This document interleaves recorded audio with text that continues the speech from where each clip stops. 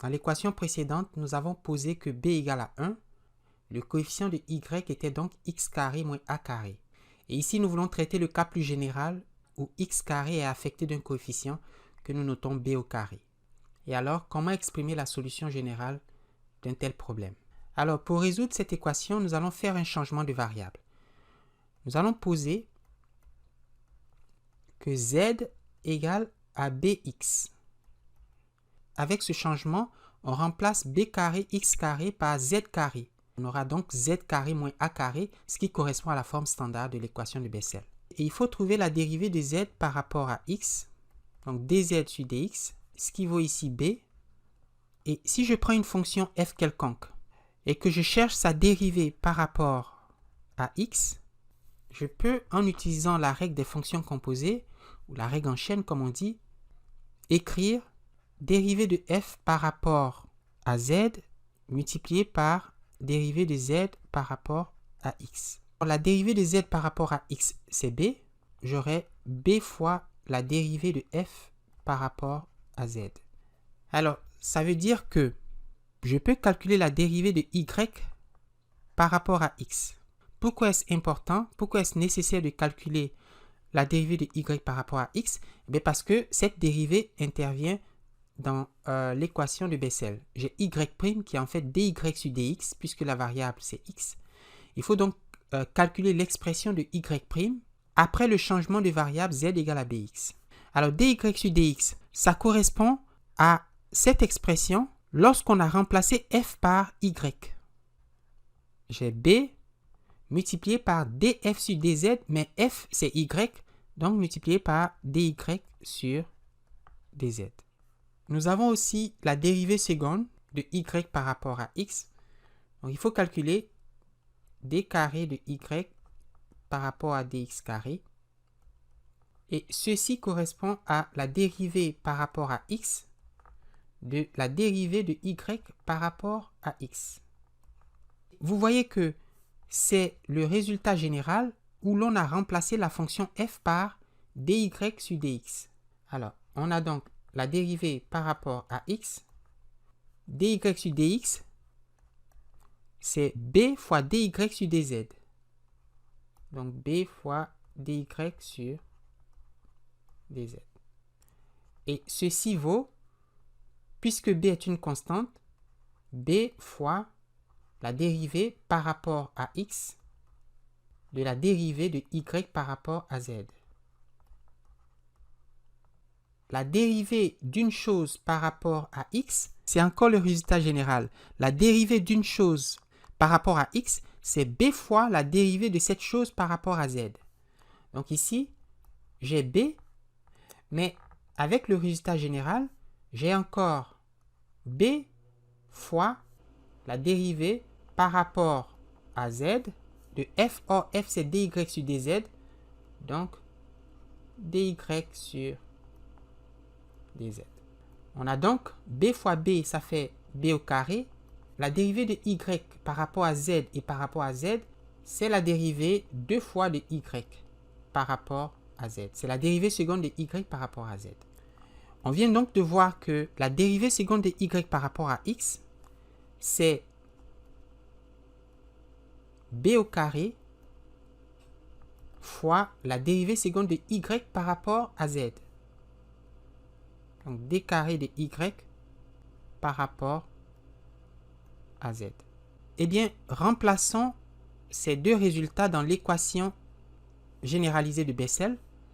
On a donc x carré fois b carré d de y par rapport à z plus x fois y', c'est-à-dire fois b dérivée de y par rapport à z, plus, avec z égale à bx, b carré x carré, c'est z carré. On va écrire bx au carré moins a au carré, y égale 0. On a posé que z égale à bx. Donc l'équation devient z carré et la dérivée de y par rapport à z, on va dire y', plus bx, c'est z. La dérivée de y par rapport à z, c'est y' plus z carré moins a carré y égale 0. Dans cette équation, y est une fonction de z, n'est-ce pas? Y n'est pas une fonction de x, c'est une fonction de z, où z lui-même est défini comme b fois x. Et cette forme correspond à l'équation de Bessel standard, n'est-ce pas? Y égale C1 fois JA de z, parce que z est la variable ici, plus C2 fois YA de z. Et puisque nous avons posé que z, c'est b fois x, alors nous avons la solution de l'équation x carré y' plus xy' plus, entre parenthèses, b carré x carré moins a carré y égale à 0. Cette équation a pour solution y égale C1 fois JA de bx plus C2 fois YA de bx. A est positif, mais n'est pas un entier. Dans la première équation, nous identifions les paramètres a et b. On a a carré qui vaut 10, donc a vaut racine carrée de 10. On a b carré qui vaut 4, donc b égale à 2. Alors je vois que a est strictement positif et n'est pas un entier. Je peux donc combiner linéairement les fonctions de Bessel de première espèce et d'ordre opposé, donc JA de x et J-A de x. Je n'ai pas besoin de la fonction de deuxième espèce, n'est-ce pas? Donc la solution générale va s'écrire y égale à C1 fois J racine carrée de 10 de bx de x plus C2 fois J moins racine carrée de 10 de x. C'est la solution générale. Et dans cet exemple, on a b égale à 1 sur racine carrée de 8, mais a vaut 4. A est positif, mais c'est un entier. On n'a pas d'autre choix que d'utiliser la fonction de Bessel de deuxième espèce en la combinant linéairement avec la fonction de première espèce et de même ordre. Donc on aura la solution générale y égale à C1 fois J, A vaut 4, donc J4, B vaut 1 sur racine de 8, donc 1 sur racine de 8, x, plus C2 fois la fonction de deuxième espèce d'ordre 4, évaluée en 1 sur racine de 8, x. Pour le troisième exemple, on a b égale racine de 3 et a égale à 1. C'est un entier, donc on a y égale C1 fois J1 de racine de 3x plus C2 y1 de racine de 3x. Ok, donc on a cette équation différentielle qui n'a pas la forme attendue d'une équation de Bessel, mais qu'on peut par un changement de variable approprié transformer en une équation de Bessel. Et le changement proposé, c'est z égale à x carré. Alors partant de ce changement, nous calculons la dérivée de z par rapport à x, dz sur dx. C'est la dérivée de x carré qui fait 2x. Et puisque x carré c'est z, x c'est plus ou moins la racine carrée de z. Je vais travailler uniquement avec les valeurs positives de x. Donc je vais travailler avec racine carrée de z et on verra que tous les résultats sont encore valides pour x égale à moins racine carrée de z. Donc pour ne pas surcharger l'écriture, le texte, je ne vais garder que la valeur plus, la valeur positive. On a donc 2 racines carrées de z. Il nous faut maintenant une formule générale pour la dérivée d'une fonction f par rapport à x. Nous utilisons la règle en chaîne qui dit que la dérivée de f par rapport à x, c'est la dérivée de f par rapport à une variable auxiliaire z fois la dérivée de z par rapport à x. Alors la dérivée de z par rapport à x, elle est connue, c'est 2 racines de z. On peut donc écrire que df sur dx, c'est 2 racines de z fois la dérivée de f par rapport à z. N'est-ce pas? Dans l'équation étoile, il nous faut calculer y' et y''. Or, y', c'est-à-dire dy sur dx, c'est simplement remplacer dans df sur dx f par y. Autrement dit, j'aurai 2 racines de z multipliées par df sur dz, mais f c'est y, donc multiplié par dy sur dz. Je voudrais aussi y''. Donc j'ai y'' qui est égal à la dérivée seconde de y par rapport à x, et c'est-à-dire la dérivée par rapport à x de la dérivée de y par rapport à x. Pour calculer la dérivée par rapport à x de dy sur dx, nous faisons encore appel à la règle générale et il suffit de remplacer f par dy sur dx. On aura donc 2 racines de z fois la dérivée par rapport à z de la dérivée de y par rapport à x. Donc on a dy sur dx. Mais dy sur dx est connu.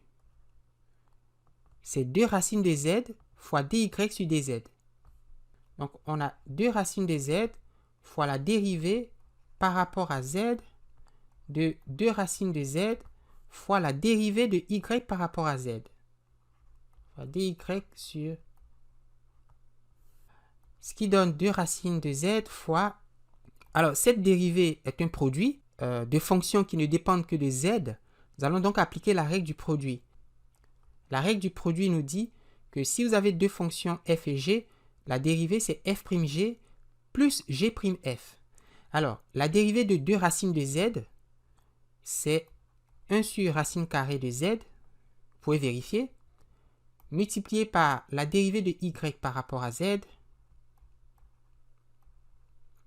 plus 2 fois la racine carrée de z, multiplié par la dérivée de y par rapport à z, c'est-à-dire multiplié par la dérivée seconde de y par rapport à z.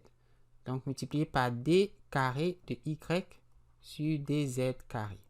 Nous pouvons simplifier y' de dy sur dz plus 4z d carré y sur dz carré. Et nous remplaçons dans l'équation différentielle de départ les expressions de y' et y''.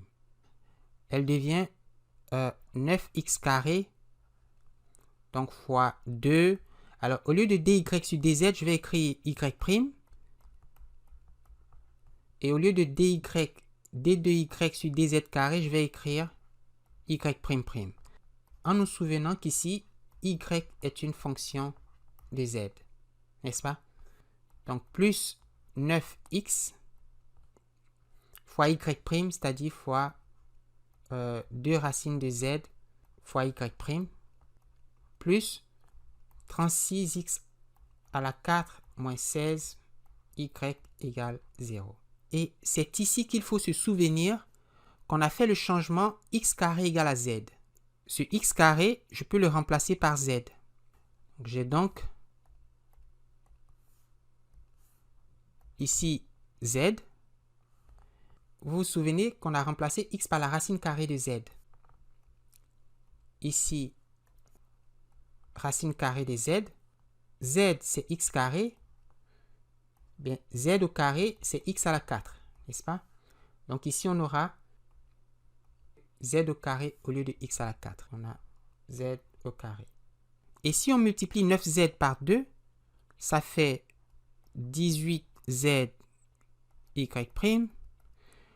9z par 4, ça fait 36z carré y', plus 18z y', plus 36z carré moins 16 y égale 0. Et vous avez 18 plus 18, ça fait 36. On a donc 36z carré y', plus 36z y', plus 36z carré moins 16 y égale 0. Et bien entendu, y fonction de z, n'est-ce pas? Et z lui-même, il vaut x carré. Alors, cette équation, on peut la réduire en divisant partout par 36. On a z carré, y prime prime, plus z, y prime, plus 36 sur 36, ça fait 1. Donc, z carré moins 16 sur 36, y égale 0. Alors, 16 sur 36, ça fait 4 neuvièmes. 4 sur 9. Ceci est une équation de Bessel standard, n'est-ce pas? Nous savons donc comment la résoudre. Nous avons une solution générale pour cette équation. Nous voyons par exemple que A vaut 2 tiers, puisque c'est la racine carrée de 4 neuvièmes. C'est un nombre strictement positif qui n'est pas un entier. Nous pouvons donc utiliser les fonctions de Bessel de première espèce et d'ordre opposé, JA de x et J-A de x. D'accord, donc Y, c'est C1 fois J 2 tiers de Z plus C2 fois J moins 2 tiers de Z. Mais nous avons posé que Z, c'est x carré. Nous pouvons donc trouver la solution de l'équation étoile, l'équation initiale, en écrivant que Y, c'est C1 fois J à la 2 tiers de x carré plus J à la moins 2 tiers de x carré. Voilà la solution du problème. Et voici une autre équation qui n'a pas la forme d'une équation de Bessel, puisqu'on n'a pas ici x au carré, mais on peut par un changement de variable approprié transformer ce problème pour qu'il soit de Bessel. Eh bien, puisqu'il nous faut ici un carré, nous allons poser que x égale z carré. Nous devons calculer dz sur dx. Dx, c'est 2z dz. Donc, dz sur dx, c'est 1 sur 2z, n'est-ce pas? Et comme on l'a dit précédemment, pour une fonction f quelconque, la dérivée de f par rapport à x, en utilisant la règle en chaîne, c'est la dérivée de f par rapport à z fois la dérivée de z par rapport à x. Or, cette dérivée, nous la connaissons, c'est 1 sur 2z. Donc, on a 1 sur 2z fois la dérivée de f par rapport à z.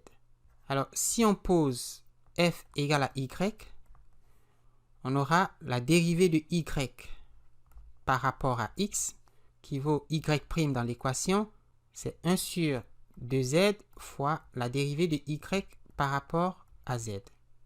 Et si d'autre part, on pose que f égale, pour avoir y'', dy sur dx, alors on aura la dérivée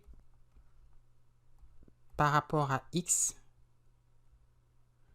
de y, c'est la dérivée de dy sur dx par rapport à x.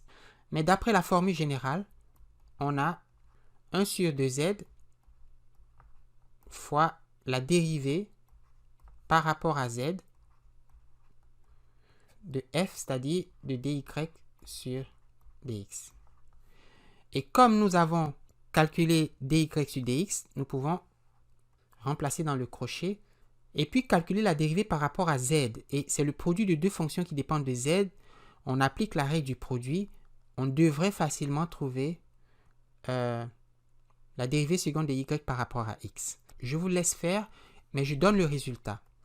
Moins 1 sur 4z au cube, dy sur dz, plus 1 sur 4z carré, fois la dérivée seconde de y, mais par rapport à z. Alors, si on fait x carré fois y'', et en fait 4x carré y'', donc 4x carré y'', il faut multiplier toute cette expression par 4x carré. Or, x c'est z carré, donc x carré c'est z à la 4. Donc, on aura 4z à la 4 multiplié par ceci. Donc, ça fait moins 1 sur 4z cube. Je vais remplacer dy sur dz par y' en pensant que y est une fonction de z. Mais ici, y est une fonction de x, alors que dans le terme de droite, y est une fonction de z. Plus 1 sur 4 z carré fois y prime prime, où y est une fonction de z. Moins z y prime plus z carré y prime prime. Ça, c'est 4x carré y prime prime. Il faut aussi calculer 4xy prime. Nous avons trouvé y prime. Donc, je vais faire 4 fois x fois ceci. Donc, j'ai 4xy prime, 4z carré fois y prime. Et l'expression de y prime, c'est 1 sur 2z fois dy sur dz, c'est-à-dire fois y prime. Et ceci vaut, en simplifiant, 2z fois y prime. Nous pouvons donc additionner ces deux termes.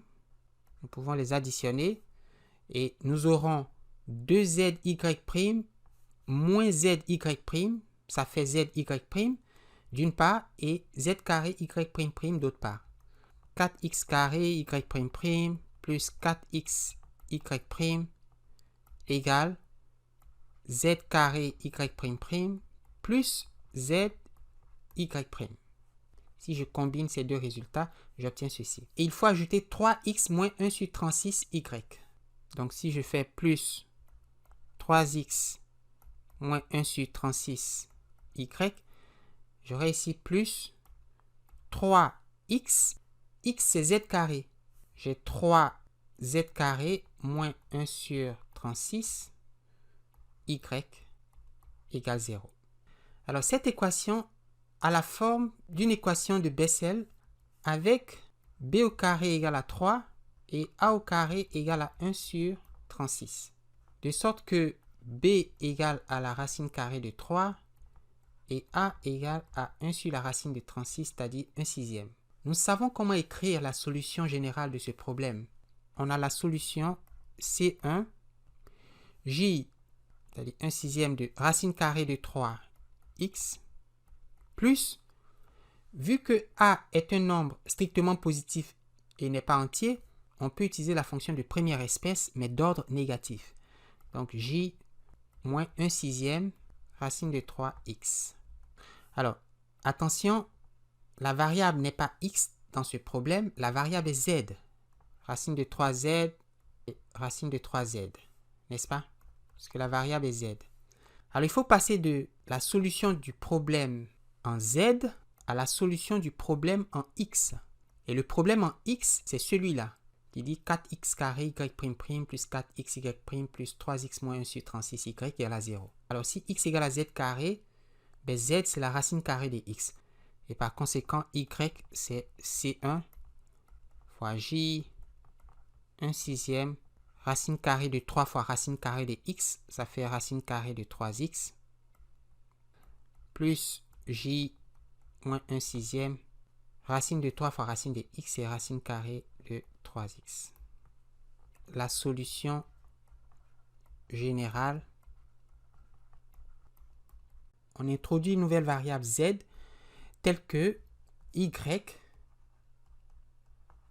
qui dépend de x, s'écrivent comme x exposant 1 moins le paramètre b divisé par 2 multiplié par la variable z.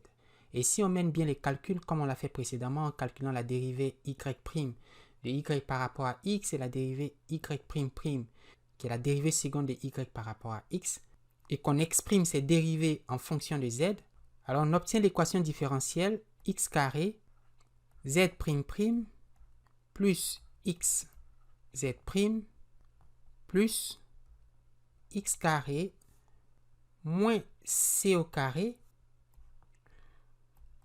z égale 0. Dans cet exemple, b vaut 4 et a au carré vaut 5. Nous allons poser le changement de variable y égale x exposant 1 moins 4, c'est moins 3 sur 2. Donc x exposant moins 3 demi fois z, donc avec x carré z' plus x z' plus x carré moins quelque chose z égale 0. Alors ce quelque chose c'est c carré, mais c carré c'est a carré c'est-à-dire 5, plus 1 quart de b moins 1, c'est-à-dire 4 moins 1, donc 3. Alors, 3 quarts plus 5, ça fait 5 fois 4, 20. 20 plus 3, ça fait 23 quarts. Donc, ici, on a 23 quarts. Okay, donc, on a a égale à racine carrée de 23 sur racine carrée de 4, qui vaut 2, qui est positif, qui n'est pas entier. On peut donc utiliser les fonctions JA de x et J-A de x dans la solution générale. Donc, on aura z égale C1 J racine de 23 sur 2 x plus C2 J moins racine de 23 sur 2 bx. Et pour connaître la solution de cette équation, il faut multiplier par z x à la moins 3 demi.